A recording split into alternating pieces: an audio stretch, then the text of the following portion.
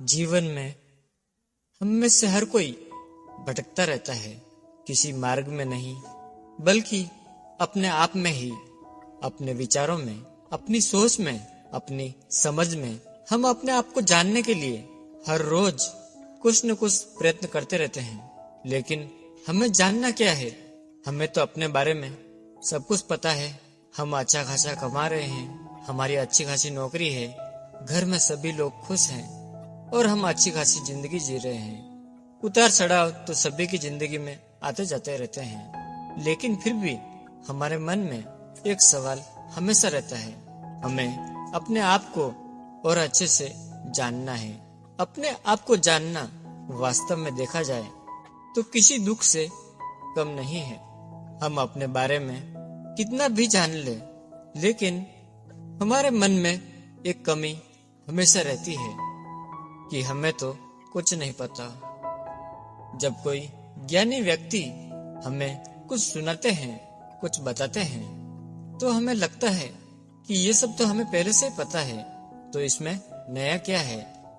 और देखा जाए तो हर कोई अपने आप में एक ज्ञानी है।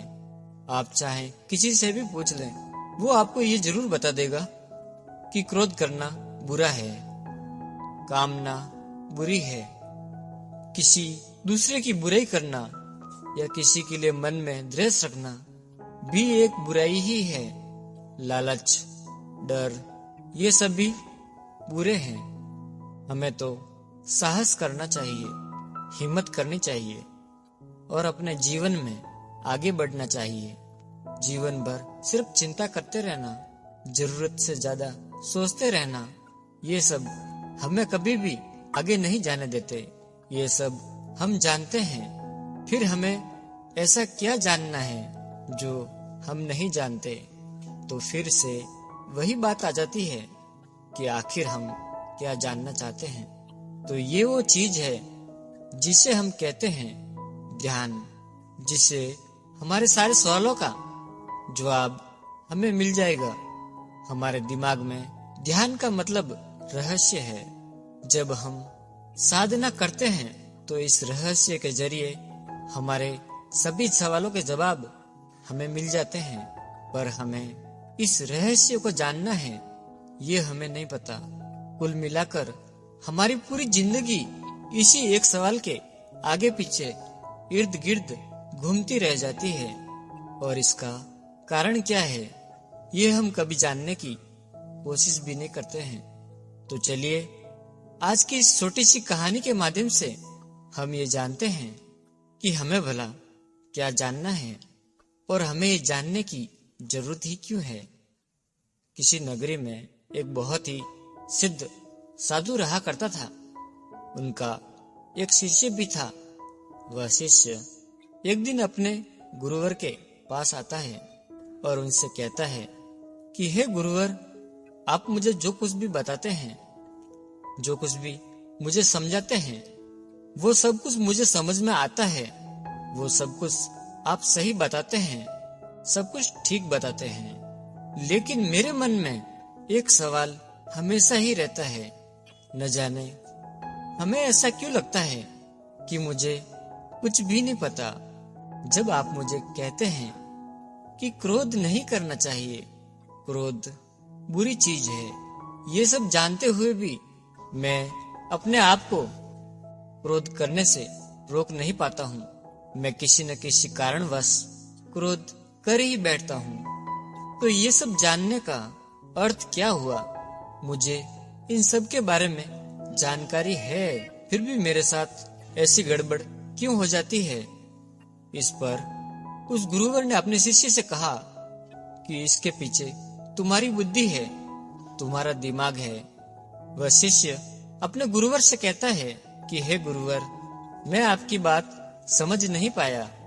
इस पर वह गुरुवर अपने शिष्य से कहते हैं कि मैं तुम्हें सब कुछ समझाता हूँ और तुम्हें कुछ बताता हूँ और तुम उसे कुछ और ही समझ लेते हो, क्योंकि तुम्हारी बुद्धि में पहले से ही कुछ और जानकारियां भी भरी हुई है। इस पर वो शिष्य अपने गुरुवर से कहता है कि हे गुरुवर, हमारी बुद्धि इसीलिए तो बनी होती है, ताकि हम अधिक से अधिक जानकारियां सीख सके, जान सके। तो क्या हमें इन जानकारियों को ग्रहण नहीं करना चाहिए? इस पर वो गुरुवर अपने शिष्य से कहते हैं कि जिस बुद्धि से तुम इस समाज के बारे में जानकारी लेते हो, जिस बुद्धि से तुम दूसरों का ज्ञान भी ग्रहण करते हो, उस बुद्धि से तुम तभी अपने बारे में नहीं जान सकोगे, क्योंकि तुम्हारी यह बुद्धि सिर्फ तुम्हें बाहरी ज्ञान ही दिला सकती है। तुम्हारे आंतरिक ज्ञान के लिए तुम्हारी यह बुद्धि तुम्हें कुछ नहीं सिखा सकती, और ना ही आंतरिक ज्ञान के लिए तुम इस बुद्धि से कुछ भी ग्रहण कर सकते हो। इस पर वो शिष्य अपने गुरुवर से कहता है कि हे गुरुवर, मुझे आपकी बातें समझ नहीं आ रही, कृपया करके मुझे स्पष्ट और साफ तौर पे बताएं कि इसका अर्थ क्या हुआ। इस पर वो गुरुवर अपने शिष्य से कहते हैं कि क्या तुमने राजा का महल देखा है? वो शिष्य कहता है कि हाँ, मैंने उनका महल देखा है। इस पर वो गुरु अपने शिष्य से फिर एक सवाल करता है, क्या तुमने भीतर से वह महल देखा है? वो शिष्य कहता है, नहीं, मैंने सिर्फ बाहर से देखा है। वो गुरुवर फिर से एक बार अपने शिष्य से सवाल करते हैं कि राजा का महल भीतर से कैसा दिखता है? वह शिष्य अपने गुरु के इस सवाल का जवाब देते हुए कहता है कि हे गुरुवर, जब मैंने उस महल को अंदर से देखा ही नहीं, तो भला मैं उसे आपको कैसे बता सकता हूँ? इस पर वह गुरुवर अपने शिष्य से कहते हैं, जब तुमने उसे अंदर से देखा ही नहीं, तो तुम भला उसे कैसे बता सकते हो? तो ठीक है, तुम मेरा एक काम करो, तुम अभी राजा के महल जाओ और राजा के महल को भीतर से देख कर आओ, और उसके बाद मुझे बताना। ये सुन वह शिष्य गुरु की आज्ञा लेता है और राजा की महल की ओर चल पड़ता है। जैसे ही वह शिष्य राजा के द्वार पर पहुंचता है, तो देखता है कि वहां पर द्वार बंद है और द्वारपाल खड़े हैं। वो द्वारपालों से विनती करता है कि उसे वो महल अंदर से देखना है, लेकिन द्वारपाल उसकी एक नहीं सुनते। वे कहते हैं कि जब राजा आएंगे तब तुम उनसे मिल लेना। वो कहता है कि मुझे राजा से नहीं, बल्कि मुझे इस महल को भीतर से एक बार देखना है। वह द्वारपाल उस शिष्य से कहते हैं, तुम भला उस महल को भीतर से देखकर क्या करोगे?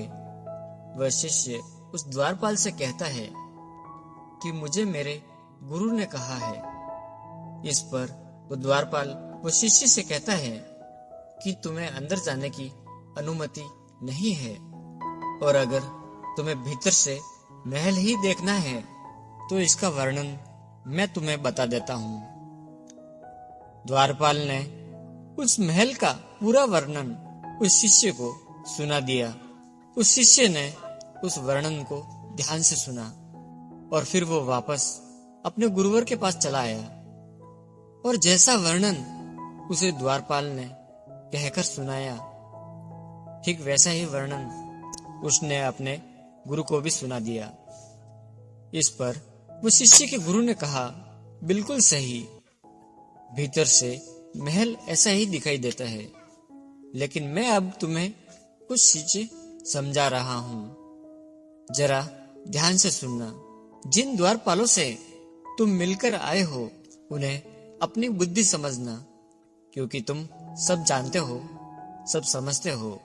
जिस तरह से उन द्वारपालों ने तुम्हें भीतर के महल का वर्णन दिया है, जिससे तुम्हें संतुष्टि भी मिली और तुम खुश भी हो गए, और अब चाहो तो तुम किसी को भी बहस करके ये समझा सकते हो, ये बता सकते हो कि भीतर का महल हमने देखा है और तुम्हें कैसा दिखाई पड़ता है, क्योंकि वो द्वारपाल तुम्हें कभी भी भीतर नहीं जाने देंगे। तुम्हें बाहर से ही बहला फुसला कर वो भेज दिया करेंगे। तो तुम्हें जो भी जानकारी मिली है तुम सिर्फ उसी के आधार पर बहस कर सकते हो, लोगों को समझा सकते हो। लेकिन अब मैं तुम्हें असली महल दिखाने ले चलता हूँ। यह कहकर गुरुवर और वो शिष्य दोनों ही राजा के महल पहुँचते हैं। गुरु को देखकर वे द्वारपाल अपना शीश झुकाकर उन्हें प्रणाम करते हैं और वे द्वारपाल उन गुरुवर से कहते हैं कि हे गुरुवर, बताइए क्या आज्ञा है। इस पर गुरु ने कहा कि हमें महल के भीतर जाना है। गुरु की इन बातों को सुनने के बाद द्वारपालों ने द्वार खोल दिए। गुरु और शिष्य दोनों ही महल के भीतर चले गए। महल के भीतर जाते ही शिष्य आश्चर्यचकित रह गया। उसे जो बताया गया था, जैसा वर्णन किया गया था, महल उससे बिल्कुल अलग था। बाहर से वह महल लाल दिखाई पड़ता था और भीतर से बिल्कुल सफेद था। वह महल कुछ ऐसा दिखाई पड़ रहा था जैसा उसने कभी सोचा भी नहीं था। इस पर गुरुवर ने अपने शिष्य से कहा कि जैसा वर्णन तुम्हें उन द्वारपालों ने किया था, ये महल वैसा ही है। इस पर वह शिष्य ने कहा, नहीं गुरुवर, ये महल जिस तरह से वर्णन किया गया था उससे बिल्कुल अलग है। इसकी तो मैं कल्पना भी नहीं कर सकता। आगे उन गुरुवर ने अपने शिष्य से कहा, जिस प्रकार मेरे साथ आने पर द्वारपालों ने हमें सिर झुकाकर प्रणाम किया और अंदर आने के लिए हमें अनुमति भी दी, ठीक उसी प्रकार हमारी बुद्धि भी होनी चाहिए। अर्थात जब हम अपने अंदर और भीतर झांकने की कोशिश करते हैं तो हमारी बुद्धि हमारे आदेश का इंतजार करें, ना कि हमें समझा बुझाकर हमें वहीं से वापस भेज दें। आगे उन गुरुवर ने अपने शिष्य से कहा कि हम इस जगत में, इस संसार में जो कुछ भी देखते हैं, सीखते हैं, समझते हैं और जानते हैं, वो सब कुछ सिर्फ और सिर्फ हमारी बुद्धि के बाहरी पोर ही होता है। हम इतना कुछ कूड़ा करकट अपनी बुद्धि में भर लेते हैं कि हमें भीतर जाने की आवश्यकता कभी महसूस ही नहीं होती। हमें लगता है कि हमें सब कुछ जानते हैं और हमारी बुद्धि भी हमें वही समझाती है जो हम जानते हैं। हम फिर बाहर ही भटकते रह जाते हैं और भीतर कभी जाने की कोशिश ही नहीं करते। यह सब सुन वह शिष्य अपने गुरुवर से कहता है कि हे गुरुवर, हमें इस गलती को सुधारने के लिए क्या करना चाहिए। तभी वह गुरुवर अपने शिष्य को लेकर वापस आश्रम की ओर लौट जाते हैं और उस शिष्य को एक पौधे के पास ले जाते हैं। वहां उस पौधे के सामने खड़ा करके अपने शिष्य को वो गुरुवर कहते हैं कि तुम्हें इस पौधे को रोज पानी देना है, लेकिन मेरी एक बात याद रखना कि पानी सिर्फ और सिर्फ पौधे की पत्तियों तक ही सीमित होनी चाहिए। पानी कभी भी जड़ में न जाने पाए। शिष्य अपने गुरुवर की बात मान जाता है और वह लगातार उस पौधे को पानी देना शुरू कर देता है और वह पानी सिर्फ और सिर्फ पत्तियों तक ही सीमित रह जाता है। इसी प्रक्रिया को वह शिष्य लगभग 15 दिनों तक अपनाता है और 15 दिनों के बाद वो पौधा धीरे धीरे मुरझाने लग जाता है। उस पौधे को देख मानो ऐसा लगता है मानो उसमें कोई जान ही न रह गई हो। एक दिन वह गुरुवर वापस उस शिष्य के पास आते हैं और देखते हैं कि वो पौधा पूरी तरह से मुरझा चुका है। तभी गुरुवर वो शिष्य से कहते हैं कि अब मेरी बात ध्यान से सुनना और समझना। इस पौधे की तरह हम अपनी जड़ों तक कभी नहीं पहुंच पाते। हमारी बुद्धि पौधों की तरह है। जिस तरह से तुमने सिर्फ पत्तियों को पानी दिया और ये पेड़ पूरी तरह से मुरझा गया है, ठीक उसी प्रकार हम जो ज्ञान लेते हैं, जो भी समझ पाते हैं, जान पाते हैं, ये सारा ज्ञान हमारी बुद्धि के सिर्फ ऊपरी तौर पर होता है। ये कभी भी उन जड़ों तक नहीं पहुंच पाता जहां पर इन्हें पहुंचना चाहिए, और हम जीवन भर सिर्फ उस ऊपरी ज्ञान पर ही घमंड करते रह जाते हैं। जैसे हम इस पौधे की पत्तों को पानी दे रहे थे, लेकिन वो पोषण उसकी जड़ों तक नहीं पहुंच पाया, और आखिरकार ये पौधा पूरी तरह से मुरझा गया। ठीक उसी प्रकार जो ज्ञान हम पाते हैं, वो ज्ञान सिर्फ हमारे ऊपरी परत तक होता है, और हम अपने अंदर की ज्ञान को कभी समझ ही नहीं पाते। तभी गुरुवर ने पास ही में पड़े हुए पानी के एक छोटे से बर्तन को उठाया और पूरा पानी उस पौधे की जड़ में देना शुरू कर दिया। और ये देते हुए उन्होंने अपने शिष्य को समझाते हुए कहा कि अगर हम इस पानी को यानी इस पोषण को सीधा उस पौधे की जड़ में देते हैं, तो वो पोषण इस पूरे पौधे के हर एक अंग में जा मिलता है, जैसे पत्तों में, तनों में और जड़ों में। लेकिन वही पोषण यानी वही पानी सिर्फ अगर हम पत्तों में दें, तो वो सिर्फ पत्तों तक ही सीमित हो जाता है, और वो पोषण पौधों की किसी भी और अंग तक नहीं मिल पाता है। ठीक इसी प्रकार जब हम अपने ज्ञान का इस्तेमाल करते हैं, तो वो सिर्फ हम अपनी बुद्धि की ऊपरी दौर पर ही कर पाते हैं। हम कभी भी अपने उस ज्ञान का इस्तेमाल अपनी बुद्धि के भीतर तौर पर नहीं कर पाते, क्योंकि जैसा हमने समाज ने बनाया है, हम अपने आप को वैसा ही समझ पाते हैं। लेकिन हम ये भूल जाते हैं कि हम सिर्फ पत्ते नहीं हैं।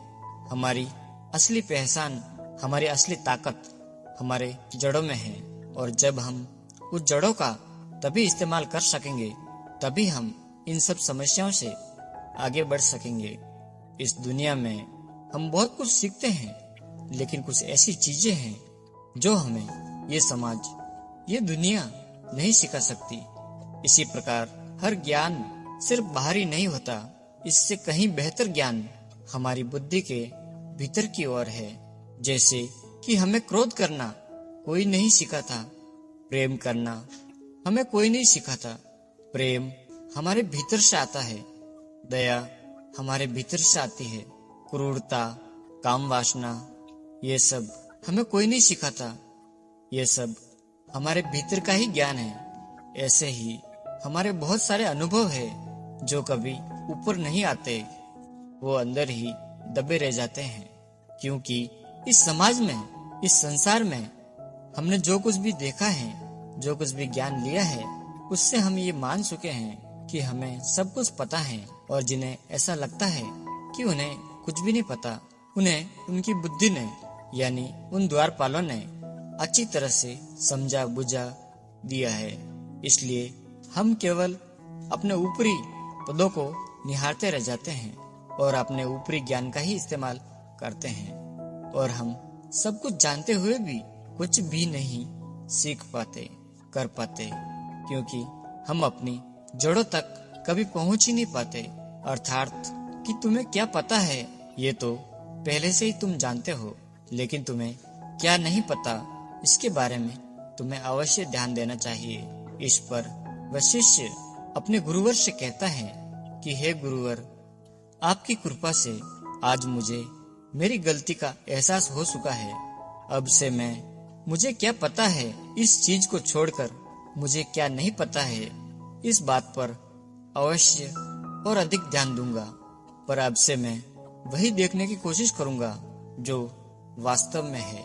तो दोस्तों, अब से कोशिश कीजिएगा कि आप अपनी बुद्धि की बाहर की ओर नहीं, बल्कि बुद्धि की अंदर की ओर ध्यान दें और ये जानने की कोशिश करें कि आपको क्या नहीं पता है। उम्मीद है आपको इस वीडियो से जरूर कुछ सीखने को मिला होगा। तो इस वीडियो को लाइक करें और अपने दोस्तों के साथ शेयर जरूर कीजिएगा, और हमें ऐसे ही सपोर्ट करने के लिए चैनल को सब्सक्राइब और घंटी बटन को भी जरूर दबा दीजिएगा। चलिए मिलते हैं इसी एक और वीडियो में, तब तक के लिए अपना ख्याल रखें। धन्यवाद।